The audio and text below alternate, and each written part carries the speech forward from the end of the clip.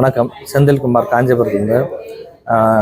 இன்றைய தினம் காஞ்சிபுரத்தினுடைய பழம்பெரும் தொழிலான ஒரு பாரம்பரியமான ஒரு நெசவு தொழிலுக்கு இன்றைக்கி பார்த்திங்கன்னா உலக அளவில் இன்றைக்கி நெசவாளர்கள் தினத்தை கொண்டாடிட்டு இருக்காங்க. அந்த வகையில் இங்கே இருக்கக்கூடிய நெசவாளர்களுக்கும் சரி, உலகம் முழுக்க இருக்கக்கூடிய கையில் நெய்யக்கூடிய நெசவாளர்களுக்கு என்னுடைய நெசவாளர் தினத்தை தெரிவித்து கொண்டு, இந்த காஞ்சிபுரம் என்பது பார்த்திங்கனாக்கா ஒரு 1500 வருடங்களுக்கு முன்னாடி இருந்து அந்த பட்டுக்கான பேர் போன ஒரு நகரம். அந்த வகையில் பார்த்திங்கன்னா இப்போ நம்ம காஞ்சிபுரத்தில் ஒரிஜினல் பட்டு, இந்த தங்கத்தினால முலாம் பூசப்பட்ட அந்த வெள்ளி ஜரிகை ஒரிஜினல் பட்டை போட்டு நம்ம பட்டு சேலை இங்கே நெய்யக்கூடிய ஒரு சிறப்பு வாய்ந்த இடம் இந்த காஞ்சிபுரம் இடம். அந்த வகையில் ஒரு 2 லட்சம் தறிகள் இந்த 2 லட்சம் நபர்கள் இங்கே இந்த காஞ்சிபுரத்தை சுற்றி இருக்கக்கூடிய பகுதியில் இந்த தறிகள் இருந்து கொண்டு இருந்தது. அது இல்லாமல் இதே மாதிரி சொசைட்டி பார்த்திங்கன்னா ஒரு 30 தலைவர்கள் பெயரிலும் கடவுள்கள் பெயரிலும் இங்கே 30 சொசைட்டி இங்கே நிறுவப்பட்டு நல்ல சிறப்பான முறையில் இந்த சொசைட்டிகள் ரன் ஆகிட்டு கொண்டு. இப்போது தற்சமயம் பார்த்திங்கன்னா ஒரு இந்த இப்போ அண்ணா சொசைட்டி மாதிரி ஒரு 4-5 சொசைட்டி தான் நமக்கு இன்றைக்கி இந்த பேர் போன சொசைட்டிகளை இன்றைக்கி வருவாய் ஈட்டக்கூடிய சொசைட்டி.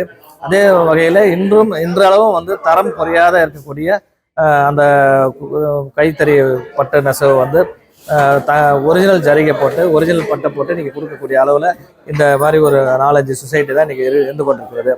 இதை பார்க்குற இதில் நம்ம பார்க்குறோம் அப்படின்னு சொன்னால், கடந்த காலங்களில் இப்போ 2 லட்சம் குடும்பங்கள் தறி நெஞ்சு இந்த பகுதியில் இந்த பட்டு நெசவு முதன்மை இடத்துல இருந்தது. இப்போ பார்த்தீங்கன்னாக்கா இந்த சுற்று வட்டார பகுதியில் அதிக ஃபேக்ட்ரிகள், அதாவது சிப்காடு 3 பக்கம் சிப்காடு இருக்கிறதால இளைஞர்கள், இப்போ இருக்கக்கூடிய இளைய தலைமுறை இளைஞர்கள் அதிக நபர்கள் இந்த கம்பெனியை நோக்கி போயிடுறாங்க.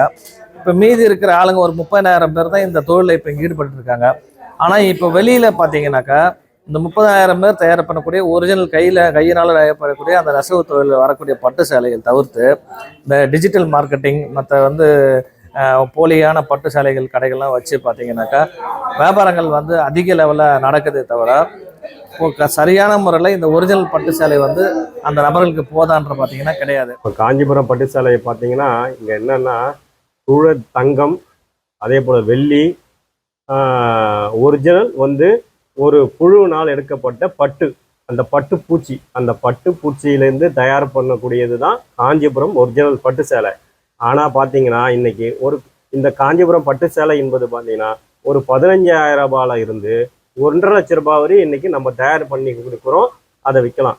ஆனால் இன்றைக்கி காஞ்சிபுரத்தில் 500 ரூபாயிலேருந்து சாதாரண ஒரு சில்க் ஒரு நூல் அதில் தயார் பண்ணக்கூடிய 500 ரூபாயில் பார்த்தீங்கன்னா இன்றைக்கி 5,000 ரூபாய், 6,000 ரூபாய், 10,000 ரூபாய் வரைக்கும் போலி பட்டு புடவை என்பது காஞ்சிபுரத்தில் ஏராளமான பார்த்தீங்கன்னா இன்றைக்கி எங்களுடைய விற்பனைன்னு பார்த்தீங்கன்னா 100லேருந்து 200 கோடி 250 கோடி தான்.